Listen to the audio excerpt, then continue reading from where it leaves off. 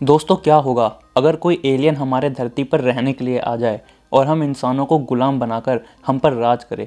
कुछ ऐसा ही होता है जैक और नेत्री के साथ, जो धरती की तरह ही दिखने वाले प्लेनेट जिसका नाम पिंडोरा था उस पर रहते थे। तो कहानी की शुरुआत जैक नाम के एक नवी को दिखाते हुए होती है, जो अपनी फैमिली के साथ पिंडोरा नाम के प्लेनेट पर रहता था। असल में कुछ साल पहले जैक और उसकी वाइफ नेत्री ने अपने प्लेनेट को इंसानों से बचाने के लिए उनसे ज़बरदस्त मुकाबला किया और उन्हें ये प्लेनेट छोड़कर जाने पर मजबूर कर दिया था। जैक अपने पूरे परिवार के साथ खुशी से ज़िंदगी बिता रहा होता है। यहाँ हमें पता चलता है कि जैक के 3 बच्चे हैं और इनके अलावा जैक ने 2 और बच्चों को गोद लिया है। इनमें से एक बच्ची उसकी पुरानी साथी की थी, जो उसे जन्म देने के बाद मर गई थी और जैक ने इसका नाम कीरी रखा था। दूसरा बच्चा इंसान का बच्चा था। यह बताया जाता है कि जब इंसान पिंडोरा प्लेनेट से वापस जा रहे थे तब वो बच्चा पिंडोरा में ही रह गया था। ये उस कर्नल का बेटा था जो कि मारा जा चुका था। तब से जैक और उसका परिवार ही उसका ख्याल रखता था और उन्होंने इसे स्पाइडर नाम दिया था। यहाँ के लोग ये मानते हैं कि उन्हें ये ज़िंदगी उनकी देवी आवा से मिली है, इसलिए ये लोग उनके लिए अपनी ज़िंदगी भी न्यौछावर कर सकते थे। सब कुछ बहुत अच्छा चल रहा होता है। स्पाइडर जैक के बच्चे के साथ खेल कूद कर बड़ा हुआ। स्पाइडर के लिए भी वही उसका परिवार था, लेकिन नेत्री उसे अपना नहीं पाती क्योंकि उसके लिए वो अब भी इंसान का ही बच्चा होता है। जैक अपने बच्चों को तीर चलाना, मछली पकड़ना, दुश्मनों से लड़ना जैसे कि कई चीज़ें सिखाता है। एक दिन नेत्री और जैक देखते हैं कि आसमान में एक तारा चमक रहा है और वो उनके प्लेनेट की तरफ ही बढ़ रहा है। जब वो थोड़ा पास आता है तब उन्हें पता चलता है कि वो एक स्पेसशिप है और इंसान फिर से उनके प्लेनेट पर हमला करने के लिए आ रहे हैं। इंसानों की स्पेसशिप जब पिंडोरा पर लैंड करती है तो उसकी तेज़ आग की वजह से जंगल में आग लग जाती है और अब सब कुछ बर्बाद होने लगता है। स्पेसशिप से कई सारे रोबोट्स बाहर आते हैं और इन्हें इंसान ही कंट्रोल कर रहे होते हैं। वो इस बार पूरी तैयारी के साथ आए थे। उनके पास बड़ी बड़ी मशीनें थी जिससे वो वहाँ के पेड़ पौधे और जानवरों को रौंद रहे थे। लेकिन जैक और नेत्री के पास इस बर्बादी को देखने के अलावा और कोई रास्ता नहीं था।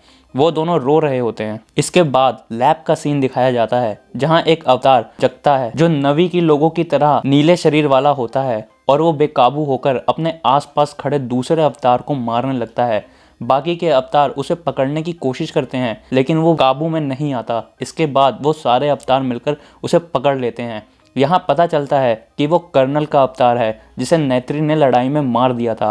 कर्नल को वापस जिंदा करने के लिए उसे आधुनिक तकनीक की मदद से नवी का रूप दे दिया गया था और इसी की तरह कई इंसानों को नवी बनाया गया था ताकि वो पिंडोरा में रह सकें। इसके बाद कर्नल के दिमाग में एक इलेक्ट्रिक चिप डाल दी जाती है जिसमें उसकी सारी पुरानी यादें होती है। कर्नल अब जैक से बदला लेना चाहता था।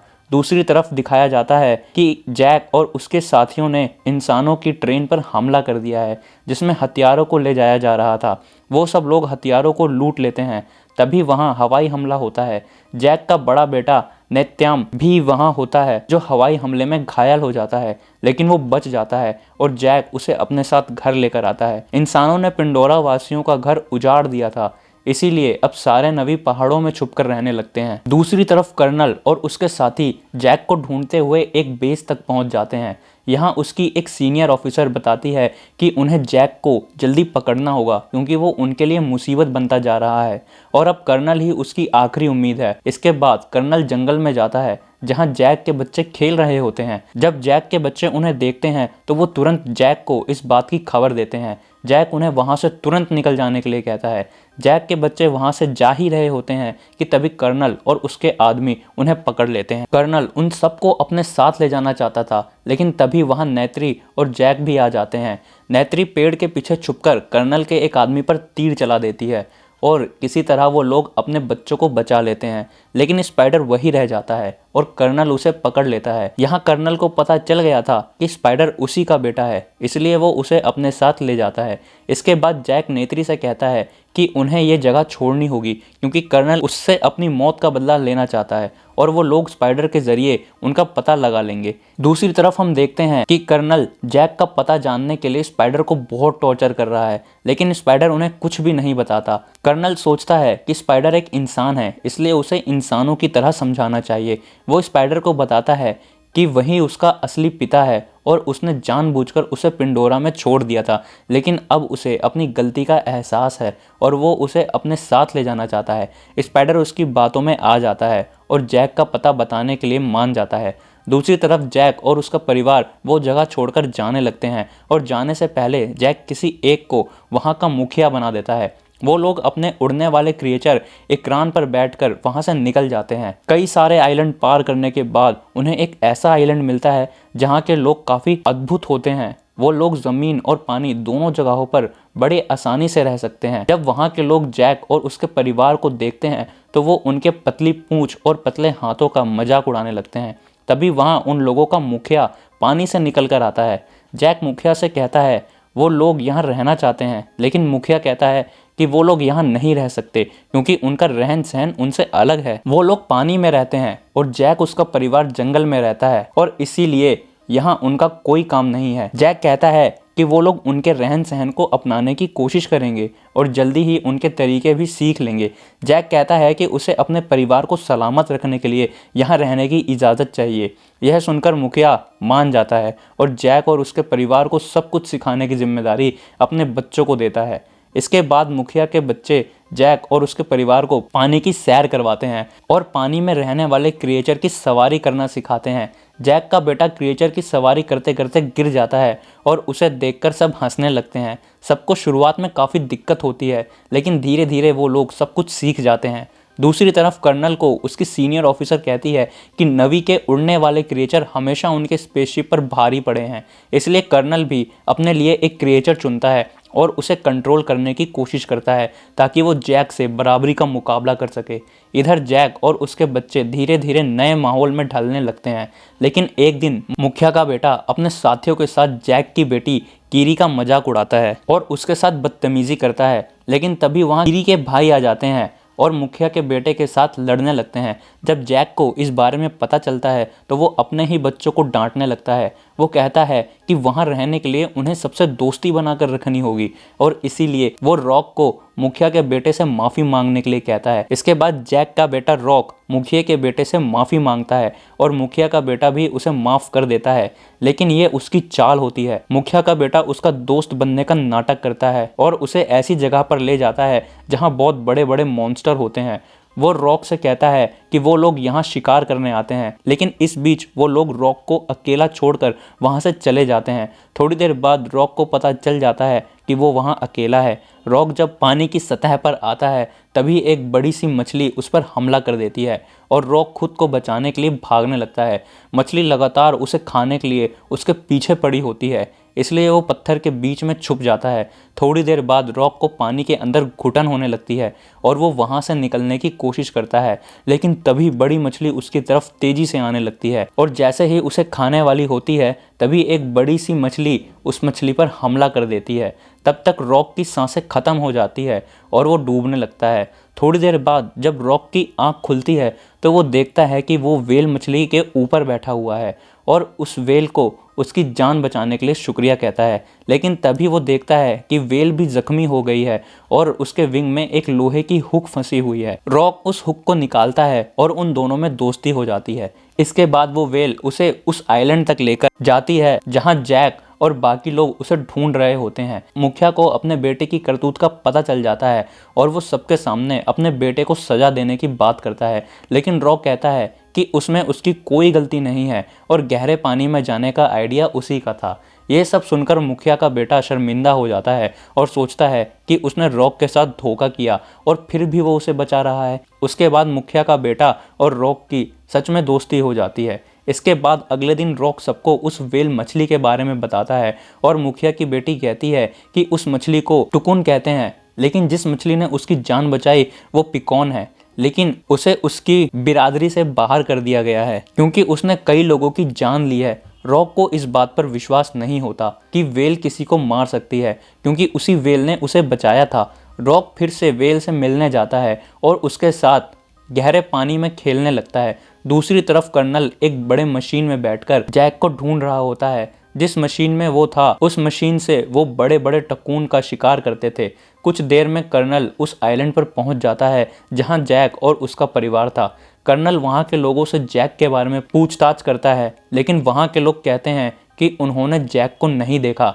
इस पर कर्नल उन लोगों को टॉर्चर करने लगता है, लेकिन स्पाइडर उससे कहता है कि वो लोग सच कह रहे हैं, उन्हें कुछ भी नहीं पता है। कर्नल अपने बेटे की बात मान लेता है, लेकिन जाने से पहले वो लोग उस गांव को आग लगा देते हैं। जैक और उसका परिवार उसी आइलैंड के दूसरे हिस्से में छुपा हुआ था। मुखिया वहां जाता है और बताता है कि कर्नल उन्हें ढूंढते हुए वहां पहुंच चुका है।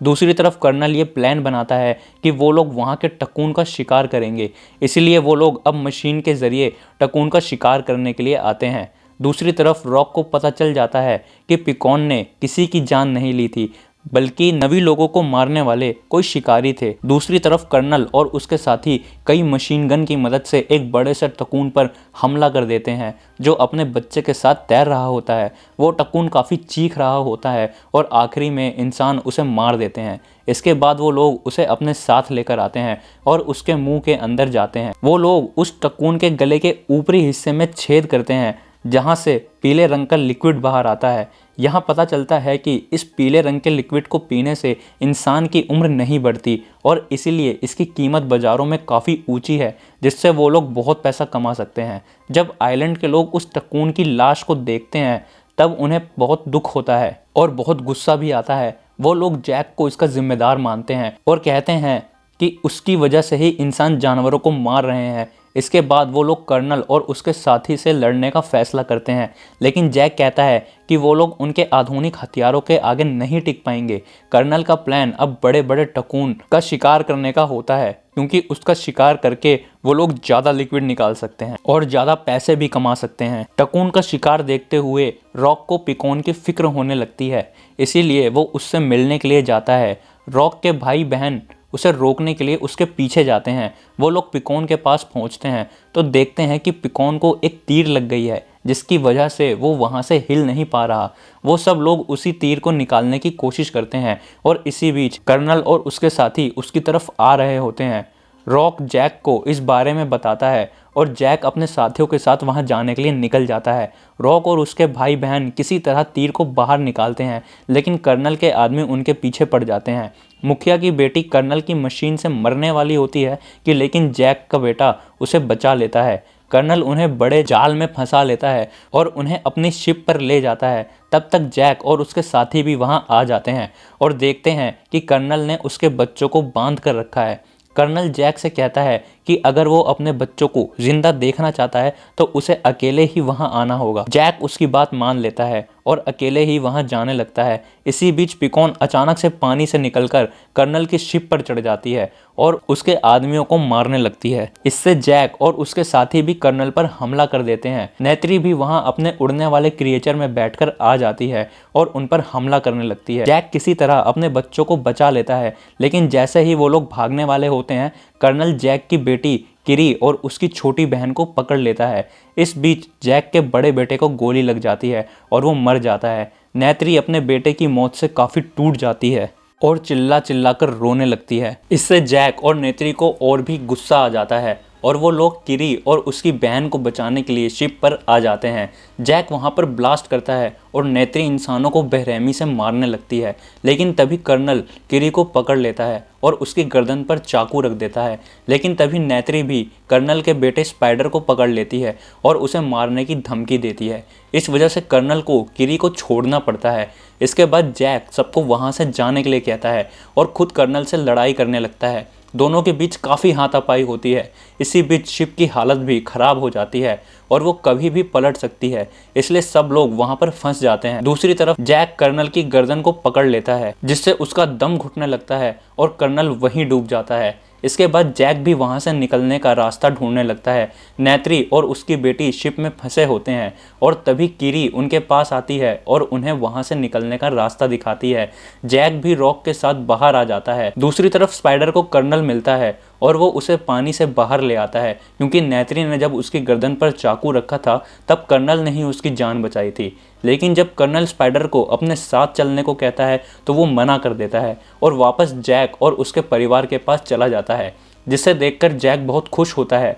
इसके बाद जैक अपने बड़े बेटे की बॉडी को उनकी देवी आवा के हवाले कर देता है और उस पल को याद करता है जब उसने पहली बार अपने बेटे को गोद में उठाया था, और ये मूवी यहीं पर ख़त्म हो जाती है। सो दोस्तों, आई होप आपको ये मूवीज़ का एक्सप्लेनेशन बहुत पसंद आया होगा। अगर पसंद आया है तो प्लीज़ वीडियो को एक लाइक ज़रूर कर देना, और अगर चैनल पर नए हो तो इसे सब्सक्राइब कर बेल आइकन को दबाना मत भूलना।